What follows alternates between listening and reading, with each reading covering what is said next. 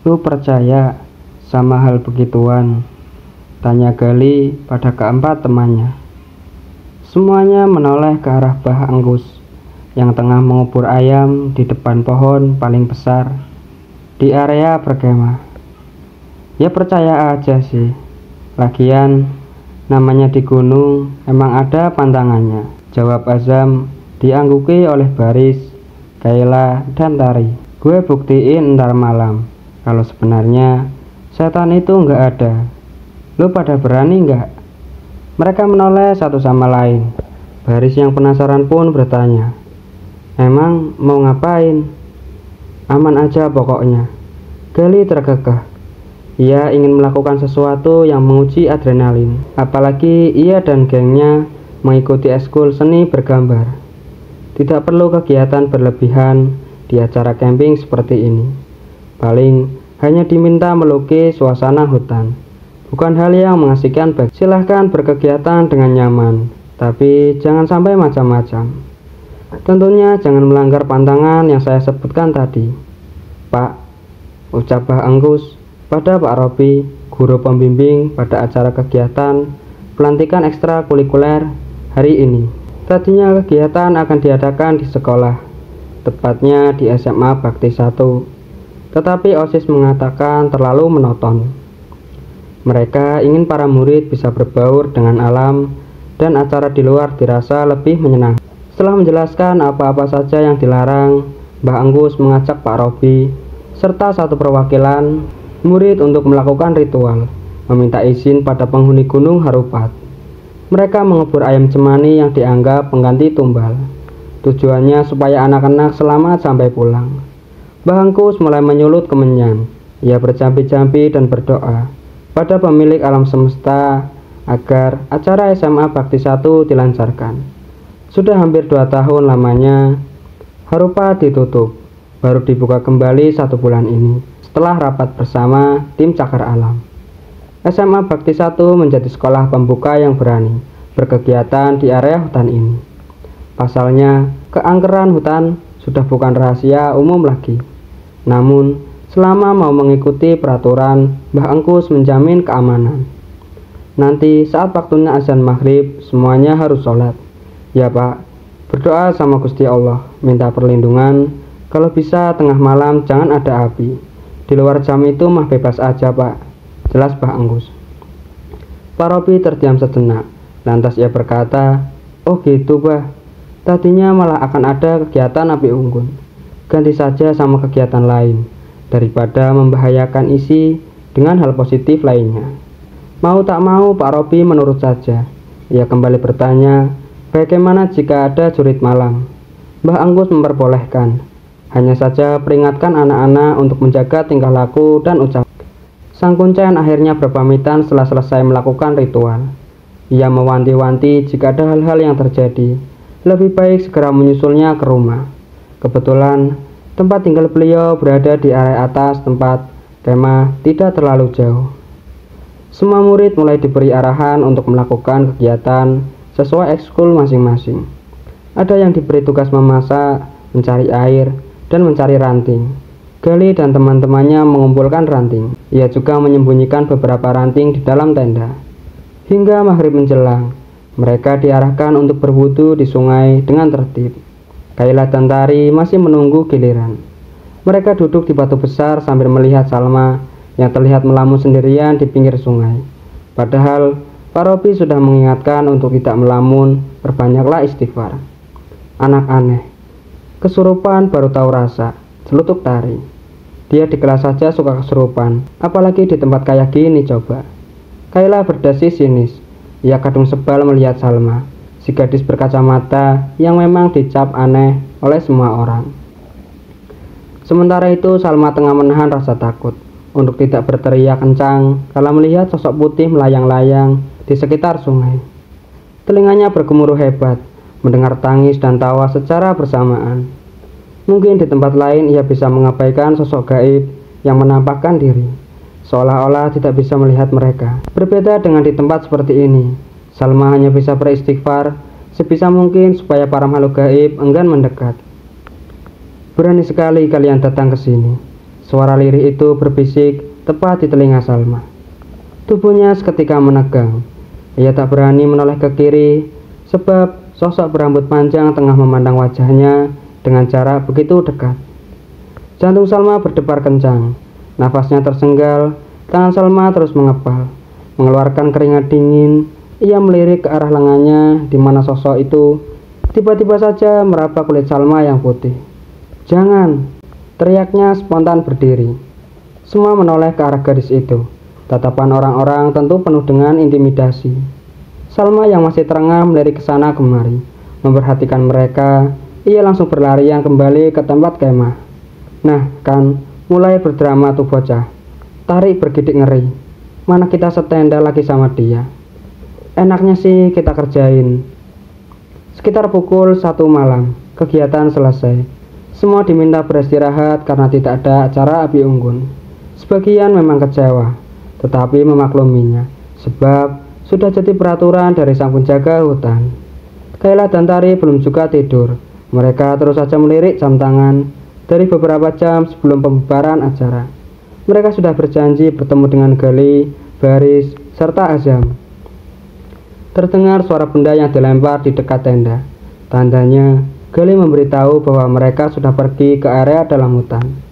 Tari langsung membangunkan Salma, mengajak paksa gadis itu untuk pergi. "Mau kemana?" tanya Salma. "Udah, gak usah berisik Sal.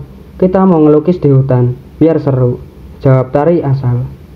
Mau tak mau akhirnya Salma menurut saja, karena takut diintimidasi oleh teman-temannya. Mereka mengendap perlahan, memastikan semua orang sudah terlelap. Ketiganya berlari menghampiri tim laki-laki yang sudah menunggu di bawah bukit. "Itu Gali," kata Tari, menunjuk sinar ponsel yang digoyangkan dari bawah. "Tunggu Tar, lah, kita mau kemana? Nanti Pak Robi marah." "Gak usah banyak nanya. Salma, lu bawel banget sumpah.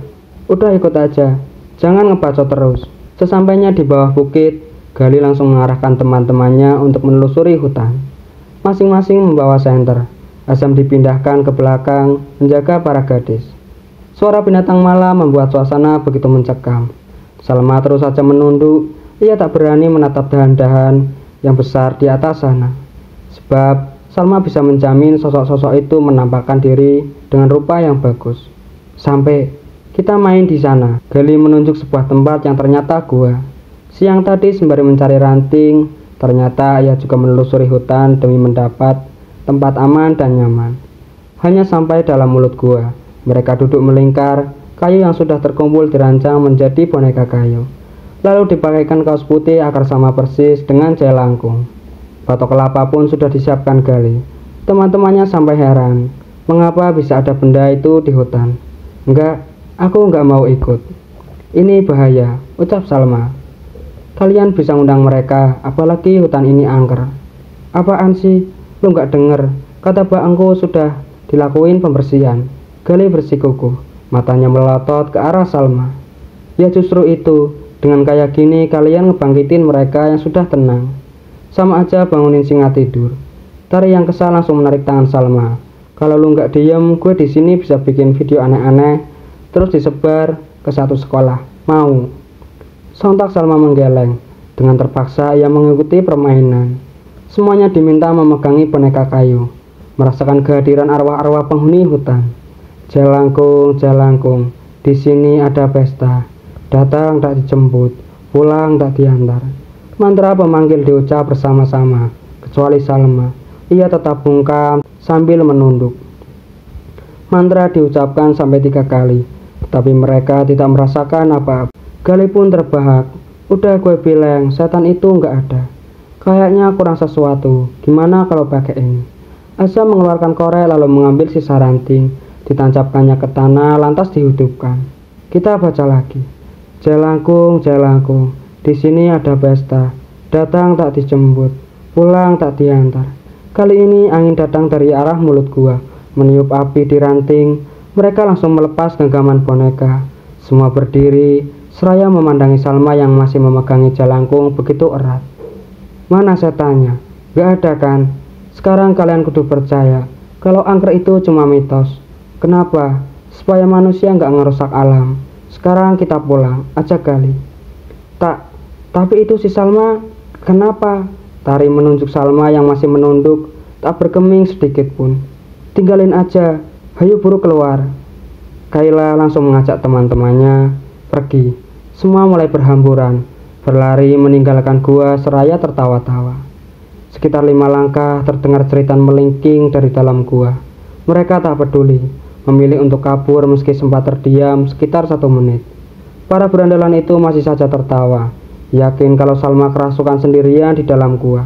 Tanpa mereka sadari, ada ratusan sosok merayap-rayap mengikuti dari belakang. Gerbang gaib itu sudah terbuka. Biar tahu rasa, siapa suruh bengong mulu, ujar Tari seraya tertawa puas. Sosok Salma yang selalu menjadi bulan-bulanan sekelompok anak tengil itu kini ditinggalkan seorang diri di dalam gua yang gelap. Ia memang selalu menjadi sasaran empuk karena memiliki pribadi yang tak bisa berontak. Salma kerap sendirian, tak heran ia selalu dianggap cewek yang aneh. Gelak tawa masih mengiringi langkah Gali, Tari, Kayla, Baris, dan Azam. Kelima orang itu berjalan hati-hati di tanah yang landai.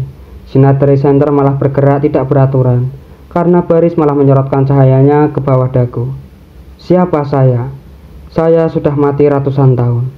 Baris berakting seperti hantu yang baru saja bangkit, karena dipanggil oleh permainan celangkung. Suaranya yang dibuat-buat mengundang tawa dari kawannya yang lain. Sialan lubar. Gali menepuk kepala Baris. Jangan berisik. Bentar lagi nyampe tenda. Ketahuan Pak Robi bisa kena hukum kita, bisik Azam. Iya bener, kecilin senternya. Giliran Kayla yang menginterupsi. Cahaya senter pun sedikit diredupkan. Dengan langkah yang teramat pelan, anak-anak mulai memasuki area kamar. Para lelaki masuk ke tenda mereka. Begitupun dengan Tari dan Kayla. Semua aman terkendali kecuali Salma yang ditinggalkan di hutan sana. Namun, tidak ada rasa bersalah sedikit pun di antara mereka. Kedua gadis itu mulai merebahkan badan. Lu bisa tidur, Tar? Tanya Kayla setelah beberapa saat. Lu pakai nanya lagi, baru aja mau merem nih. Gerutu Tari yang hampir masuk ke alam mimpi. Gadis itu mengubah posisi tidurnya menjadi menyamping membelakangi tubuh Kayla. Tempat tidur yang seharusnya diisi Salma membuat Tari merasa lega. Bergulir ke sana kemari. Saat rasa kantuknya berhasil menariknya ke alam tidur, Tari terhenyak ketika Kayla tak bisa diam sampai punggungnya terantuk keras. Lah, lu bisa kalem gak sih tidurnya? Protes Tari sembari menoleh ke belakang. Namun ia dibuat terkejut saat Kayla berada jauh dari punggungnya. Loh, yang barusan apaan? Tari bangkit dan mengecek matanya perlahan. Perasaan gue aja kali ya. Tari merebahkan diri lagi, hendak tidur kembali. Akan tetapi, dari luar tenda terdengar suara bisi-bisi yang memanggil namanya. Tari, bukain tenda, aku mau masuk. Tari tersentak ketika ada bayangan di luar tendanya. Salma, bukain, dingin. Bayangan yang tercetak di kain parasut tebal itu berdiri dengan kaki terbuka dan kedua tangan yang melunglai. Gila ya, ganggu banget orang mau tidur. Tari membuka resleting tenda. Siapa suruh bengong-bengong jadinya ditinggalin kan. Suara Tari seakan tertelan kembali ketika melihat sosok yang berdiri di luar tenda. Rupanya itu bukan Salma. Entah siapa dia. Gadis dengan pakaian lusuh, penuh tetesan darah dan air lumpur. Matanya tak memiliki sklera, berwarna hitam seluruhnya. Sungguh kontras dengan kulit wajah pucat dan penuh luka menganga.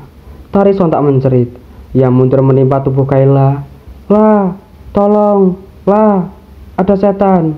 Gadis itu berteriak-teriak kian kencang, sementara sosok di luar bergerak kaku, mengintip ke dalam tenda dengan lengkungan senyum yang panjang. Tari menepuk-nepuk Kayla, berusaha membangunkannya, akan tetapi Kayla tak bergerak juga. Lah, sekali lagi Tari memanggil. Kali ini ia menoleh pada Kayla, dan betapa terkejutnya ia saat Kayla sudah terbujur kaku, layaknya tubuh yang sudah kehilangan nyawa beberapa hari. Tari semakin berteriak-teriak. Ia yang nyatanya masih dalam keadaan tidur, bergerak-gerak penuh gelisah akibat mimpi buruk tersebut. Sampai akhirnya Tari berhasil membuka mata dengan nafas yang tersenggal kuat. Ia menoleh kanan kirinya yang kosong. Rupanya malam sudah berganti ke pagi buta. Sebagian siswa sudah dibangunkan, termasuk Kayla yang sudah keluar dari tenda tanpa membangunkan Tari. Gara-gara permainan celangkung semalam, sialan nih pasti, mimpi gue jadi aneh gitu. Gerutu Tari seraya bangun dengan lemas. Karena kegiatan akan dimulai saat matahari mulai naik, ia pun bersiap-siap cuci muka di awal pagi. Jam masih menunjukkan pukul 5:30 saat orang-orang yang bertugas memasak untuk sarapan menyalakan kompor portable. Anak-anak SMA Bakti 1 mulai melakukan aktivitas. Tari yang bermimpi buruk pun tak berminat bercerita pada teman-temannya yang lain. Atau ia akan diledek terus-terusan karena dianggap lebay. Sarapan sudah selesai 10 menit lalu. Kini briefing pagi pun dimulai. Semua anak-anak berkumpul, berdiri membuat lingkaran di sekitar tenda. Pak Robi pun mulai mengabsen semua siswa pagi itu. Tidak ada satupun yang mengingat bahwa salah seorang dari mereka tidak ada di sana. Salma Fatia. Ketika nama itu disebut, sontak Kayla dan Tari terpandang. Kayla dan Tari berpandangan. Mereka pun lupa jika anak tersebut belum pulang. Siapa yang satu tenda bareng Salma Fatia? Kemana dia? Tanya Pak Robi. Tari lantas mengangkat tangan sebarengan dengan Kayla. Sejak saya bangun tadi pagi, Salma sudah nggak ada, Pak. Terus Kayla berbohong. Saya juga nggak lihat, Pak, karena saya bangun terakhir. Tambah Tari. Pak Robi berdecak kesal sekaligus cemas. Padahal ia melarang anak didiknya kelayapan agar tidak tersesat. Ya sudah, sebelum melakukan kegiatan, kita cari Salma dulu. Sebagian cari ke sumber air, mungkin dia masih di sana. Sedikit saja kelima anak yang semalam bermain jelangkung merasa was-was. Gali pikir, ia harus menemukan Salma lebih dulu sebelum anak itu mengadu kepada Pak Robi nantinya. Sementara itu, berada jauh dari perkemahan, Salma terkapar sendirian. Di dalam gua, ia belum sadarkan diri atas kejadian malam itu. Saat matahari mulai merangkak naik pun, Salma masih belum membuka matanya. Selintas ada bayangan menghalangi badan Salma dari arah luar mulut gua. Sosok itu seketika tersiap sambil menutup mulut. "Hei, kamu ngapain di sini?" ujar anak perempuan yang memergoki Salma, meringkuk di tanah. Ia mendekat, mengguncang tubuh Salma dengan hati-hati. Apa dia mati? Perempuan berbaju sweater putih garis-garis itu terkesiap. Apalagi ia melihat boneka jelangkung tergeletak di tanah. "Hei, jangan mati di sini." Erangan pelan terdengar dari mulut Salma. Garis itu mengubah posisi tubuh dan perlahan membuka mata. Ia mengercap-ngercapkan mata seraya memperhatikan dinding gua. "Kamu gak apa-apa. Ngapain kamu di sini?"